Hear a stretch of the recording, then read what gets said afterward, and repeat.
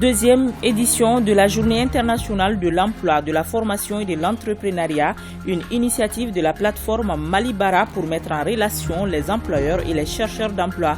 Une cérémonie présidée par le Premier ministre par intérim, colonel Abdoulaye Maïga.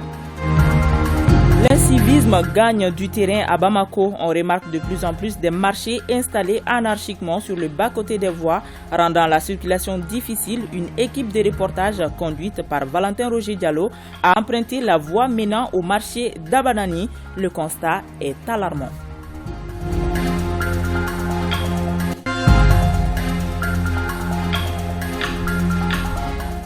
Très heureuse de vous retrouver pour ces 13 heures. Mesdames et messieurs, bonjour et bienvenue.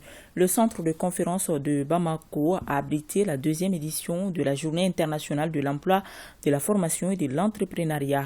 Malibara, une plateforme numérique dans le domaine de recherche d'emploi pour les jeunes, organise cette journée en vue de mettre en relation les employeurs et les chercheurs d'emploi.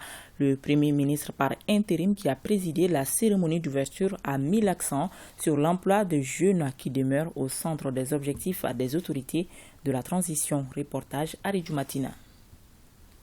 La jeunesse en quête d'emploi est face aux autorités. Le cadre s'appelle la Journée internationale de l'emploi, de la formation et de l'entrepreneuriat. Au centre des échanges, l'impact de la pandémie sur l'emploi au Mali. La journée dédiée à l'emploi, à la formation et à l'entrepreneuriat, deuxième édition, est organisée par Malibara. Malibara est une plateforme numérique qui met en relation les employeurs et les chercheurs d'emploi. Aujourd'hui, plus de 100 000 personnes y sont inscrites et des dizaines d'offres d'emploi y sont publiées tous les mois. En seulement 8 ans, malibara.com est devenu l'un des sites web maliens les plus visités. Notre objectif est de rendre les offres d'emploi accessibles à tous gratuitement. Pour nous, c'est notre façon de contribuer à la réduction du taux de chômage au Mali. L'activité enregistre la participation des acteurs du secteur de l'emploi et de l'entrepreneuriat qui échangeront avec les jeunes et également leur former à travers des ateliers sur les techniques de rédaction des CV et comment rédiger une lettre de motivation.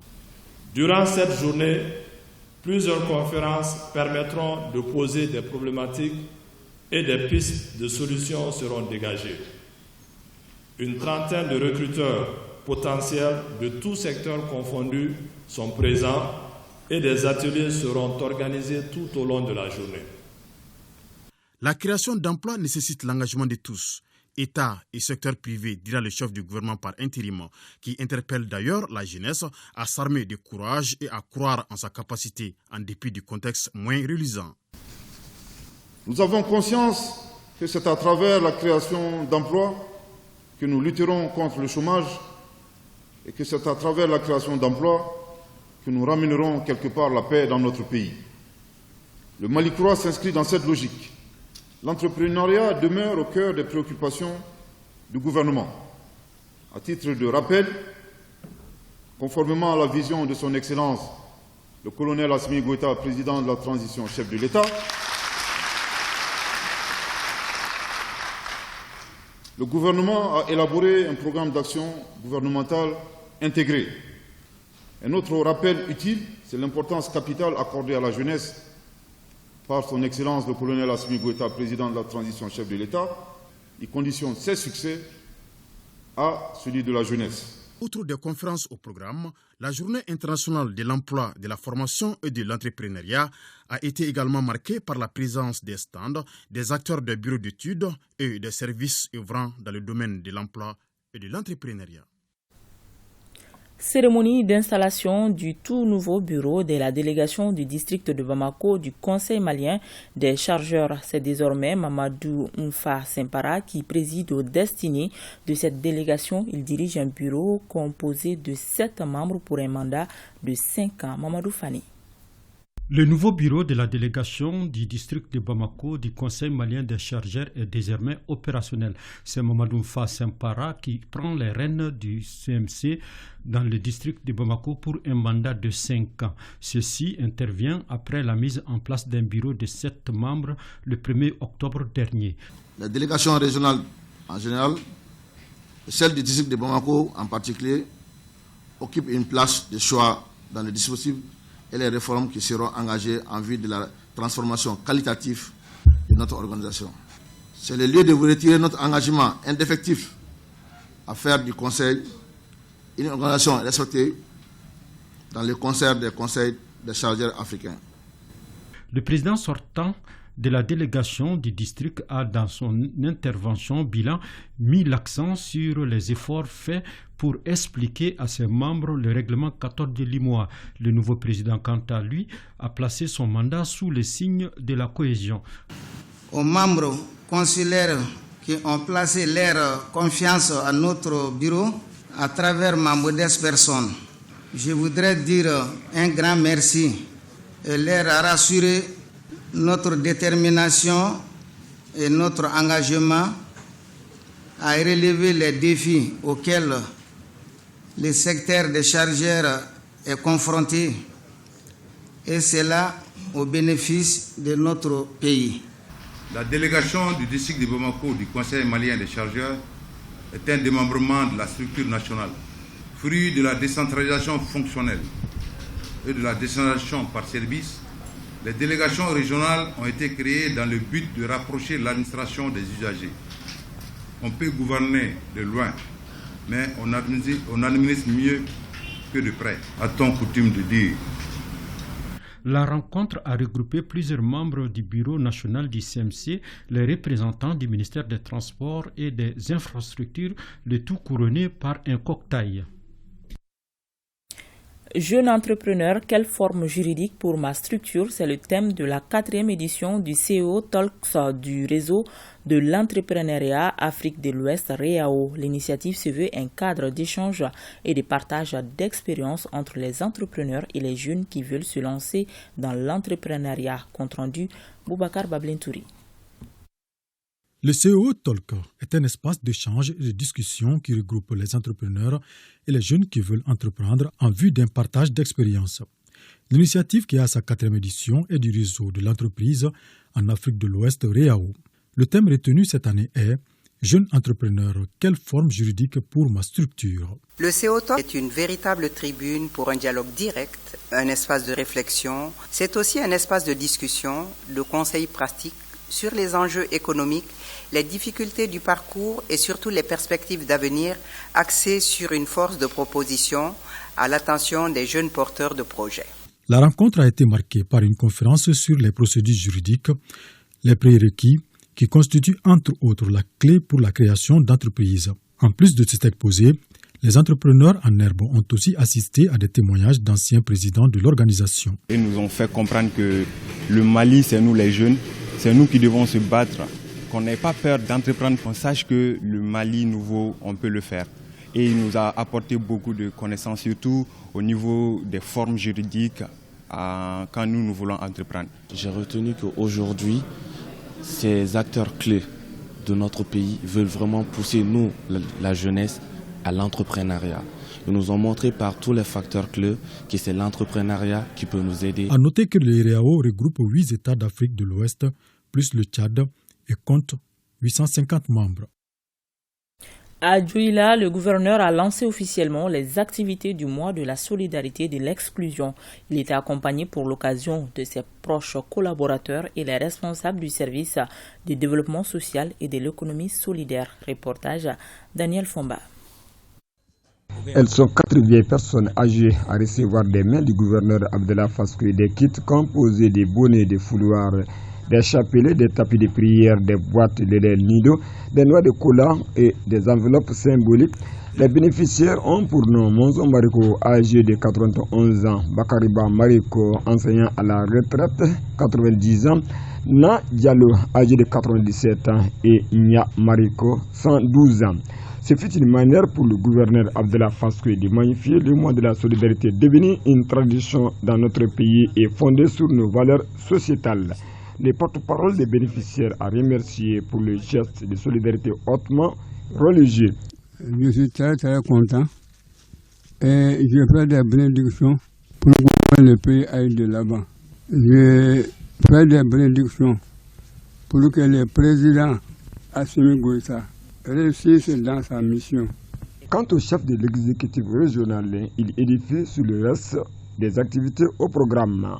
Dans le cadre des activités du mois de la solidarité, nous venons de procéder à la remise des cadeaux à certaines personnes âgées au niveau de la région. Nous envisageons bien sûr d'autres activités pendant le mois. Il y a d'abord il y aura une remise officielle de vivres aux personnes nécessiteuses qui sont dans la région. Bien sûr, on mènera cette activité en fonction de nos moyens. Ensuite, nous envisageons également de remettre des kits scolaires aux élèves des parents démunis. Nous pensons que c'est une activité essentielle aussi pour maintenir les enfants à l'école. Et comme troisième activité, nous organisons une compétition sportive pour handicapés. C'est pour les rappeler juste aussi, ces handicapés-là, qu'ils appartiennent à notre société. Rappelons enfin le thème de la 27e édition qui est la solidarité, facteur de consolidation de la paix et de la refondation de notre pays.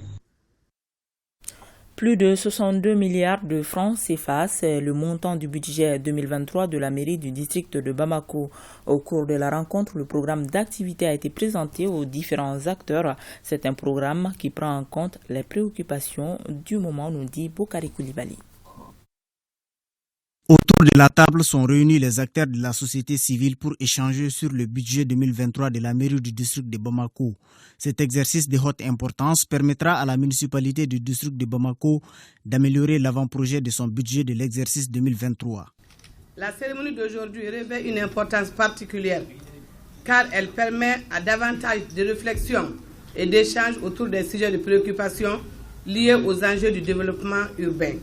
Je note avec satisfaction votre assiduité et vos contributions de qualité qui prouvent votre indéfectible attachement à l'œuvre du développement urbain de notre ville. Les fonds du budget seront axés dans les domaines de l'assainissement, l'insécurité routière, entre autres. Il me plaît de vous indiquer que le projet de budget pour l'exercice 2023 de la mairie de Bamako est équilibré en recettes et en dépenses à la somme de 62 milliards 328 millions 767 637 francs contre une prévision de 76 milliards 812 millions 791 183 au titre de l'exercice 2022. La cérémonie a également été mise à profit pour inviter les uns et les autres à s'acquitter de leurs devoirs civiques, le paiement des taxes et impôts.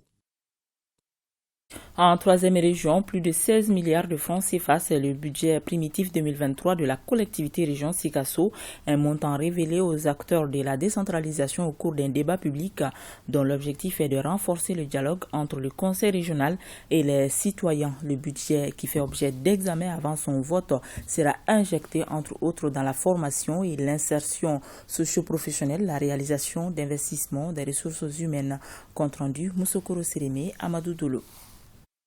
4 points sont à l'ordre du jour de ce débat public du Conseil régional, parmi lesquels l'état du fonctionnement des organes et des services de la collectivité territoriale région et le projet de budget primitif 2023. Conçu sur la base des réalisations des exercices 2020, 21 et 22, il s'élève à hauteur de plus de 16 milliards et demi de francs CFA en recettes et en dépenses. Avec une telle dotation, ce sont plusieurs secteurs de développement qui s'annoncent. Le présent projet de budget primitif 2023 est en cohérence avec les orientations de la lettre de cadrage du gouverneur de la région de Sikasso.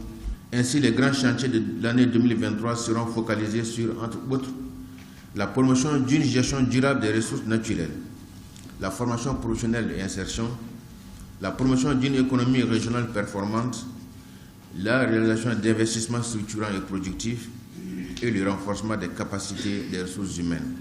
Malgré l'existence de potentialités dans la région, la faible mobilisation des ressources financières internes demeure l'une des contraintes majeures du processus de décentralisation.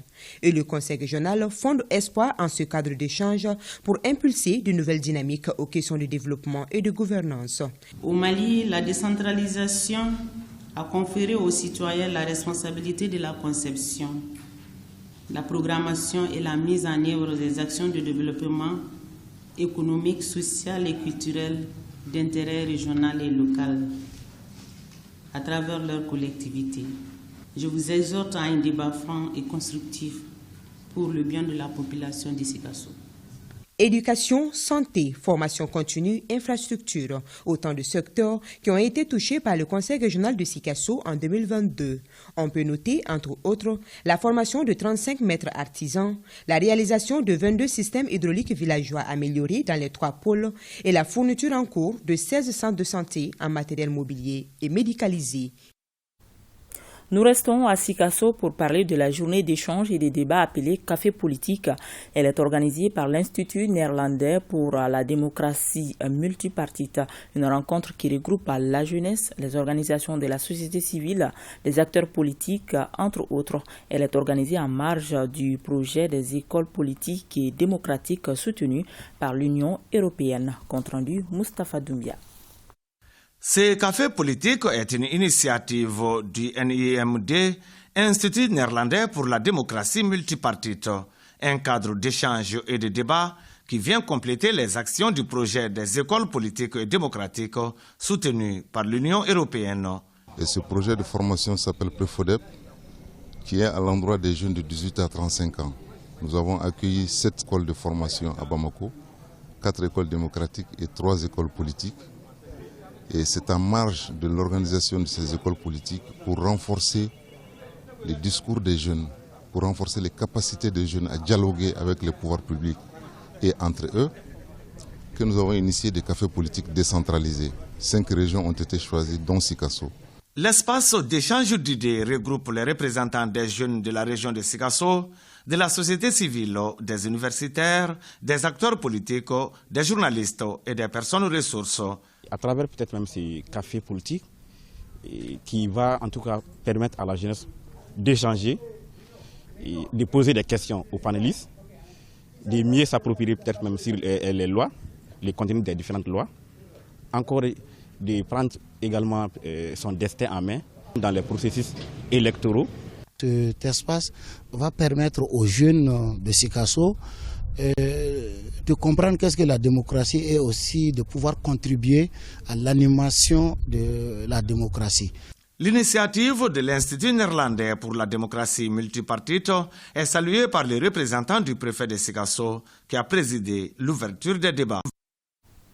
Les consortiums Coalition des alternatives africaines, Association d'entraide et de développement, AID Human Network Mali et l'association Fissabilila viennent de tenir à Ségou une journée de plaidoyer pour l'accompagnement des lois 052 et 027. La journée qui a mobilisé plus d'une centaine de femmes, de personnes en situation de handicap et des autorités administratives et politiques est financée par Voice. Amidou Diallo. Respecter les lois 052 et 027, des lois qui édictent la participation des femmes et des personnes handicapées aux postes nominatifs et électifs, c'est l'intérêt de cette journée de plaidoyer régional pour l'accompagnement des groupes marginalisés et discriminés. La journée est initiée par les consortiums Coalition des alternatives africaines CAD Mali, Association d'entraide et de développement AID Human Network Mali et l'association Fissabilillahi. Nous avons organisé cette journée pour accompagner la loi 052 et 027 pour une inclusion des personnes marginalisées dans la sphère politique. Plus d'une centaine de femmes et de personnes handicapées présentes à la dite journée ont largement compris le contenu de cette loi. Je suis très contente de l'organisation de cette journée de plaidoyer pour les personnes handicapées. La situation des personnes vivant avec les handicaps fait partie des priorités de nos plus hautes autorités. Les instruments juridiques ont été élaborés et adoptés. Il s'agira pour vous de vous approprier ces instruments juridiques-là et d'interpeller aux besoins pour que vous figuriez désormais sur les listes de candidatures. Quelques pages contenant des recommandations à la faveur de ces personnes en situation de handicap ont été remises au préfet pour les plus hautes autorités. À Tombouctou, le monument de la flamme de la paix a servi de cadre pour le lancement des activités culturelles de l'Association pour l'autonomisation de la femme et la paix au Nord. Cette deuxième édition qui vise à promouvoir le dialogue entre les cultures des différentes ethnies est placée sous les signes de la consolidation de la paix. Reportage Hamou Soumaïla. C'est sur ces pas de danse traditionnelles de la communauté touareg appelée Tabetarat que les tons viennent d'être donnés par les organisateurs des festivités de la 2e édition du Forum des danses traditionnelles des régions de Tombouctou et de Togdoli.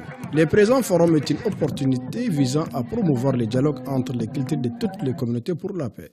La ville de Tombouctou, jadis connue pour son hospitalité, sa tolérance légendaire, marquée par un vivre ensemble harmonieux entre les communautés sédentaires et les communautés nomades, connaît aujourd'hui une dégradation de la sécurité des personnes et de leurs biens. C'est fort de ce constat que l'Association pour l'autonomisation de la femme et la paix au Nord, en collaboration avec ses partenaires, entend contribuer aux efforts de consolidation de la paix à travers le dialogue interculturel pour renforcer les liens et combattre l'insécurité, la méfiance entre les communautés à Tombouctou. Initiée par l'Association pour l'autonomisation de la femme et la paix au Nord avec ses partenaires comme IMRAP, Interpuce sur financement du Canada, cette 2e édition est placée sous le signe de la cohésion sociale et du vivre ensemble.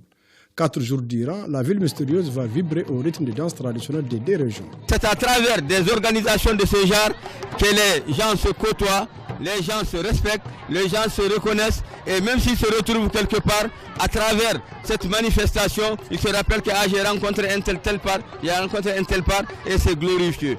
Identifier les défis et les enjeux liés à la paix, l'unité et la réconciliation, proposer des pistes de solutions et des engagements communs devant permettre un vivre ensemble harmonieux. Compte tenu de l'importance de ces pas de danse traditionnelles pour les communautés et en raison de l'impact de l'activité qui, pour certains participants, constitue un facteur de cohésion sociale, les différents groupes ethniques souhaitent la pérennisation de telles activités culturelles.